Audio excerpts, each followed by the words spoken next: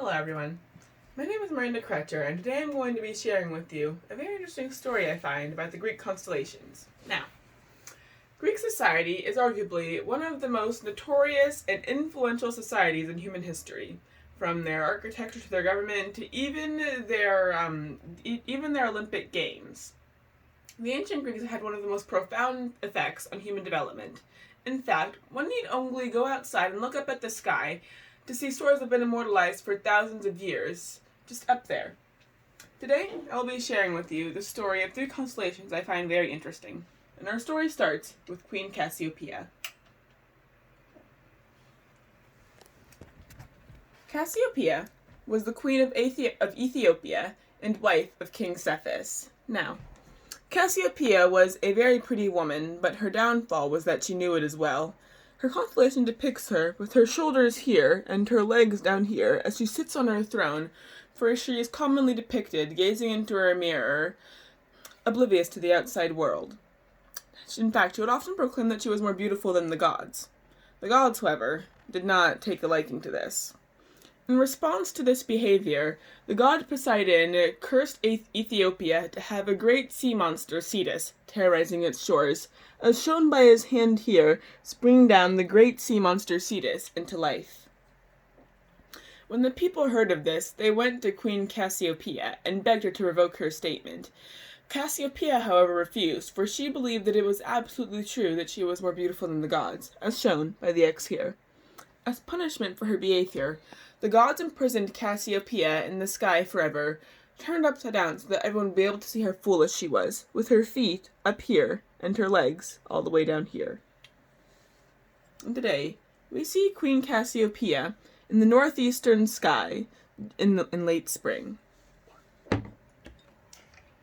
The story of Queen Cassiopeia is usually one that can be chuckled at her vanity and arrogance. And yet, as she was imprisoned in the sky, the great sea monster Cetus still terrorized the shores of her kingdom. And this is where the princess Andromeda comes in. Andromeda was the daughter of Queen Cassiopeia and King Cepheus. She was often seen as very kind and very beautiful, and her constellation is depicted with her head here and her feet down here. Now, when the people heard what was happening to Ethiopia, they went to Poseidon and begged him for a way to rid themselves of Cetus.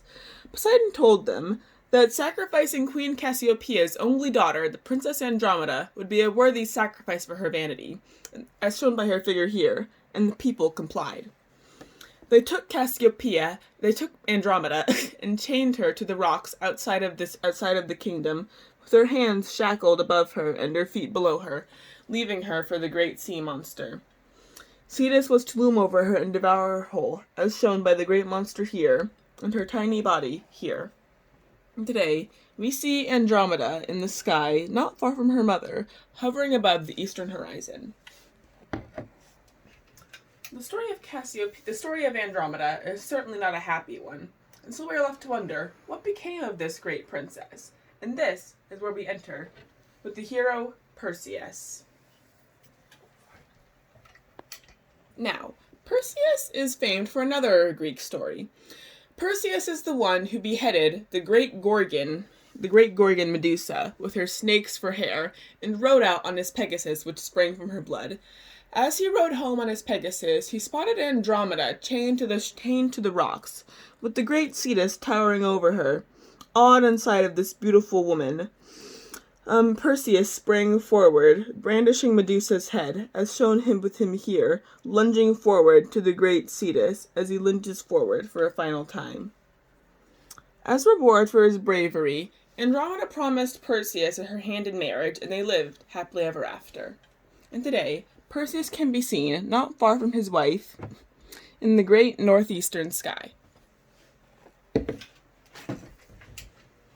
Now, what can be learned from this story? Perhaps we can chuckle at the vanity of Cassiopeia, or sigh in sadness at the cruel fate of Andromeda, or praise ourselves with the happiness of Perseus's heroic end. But perhaps the real lesson here is one of hubris.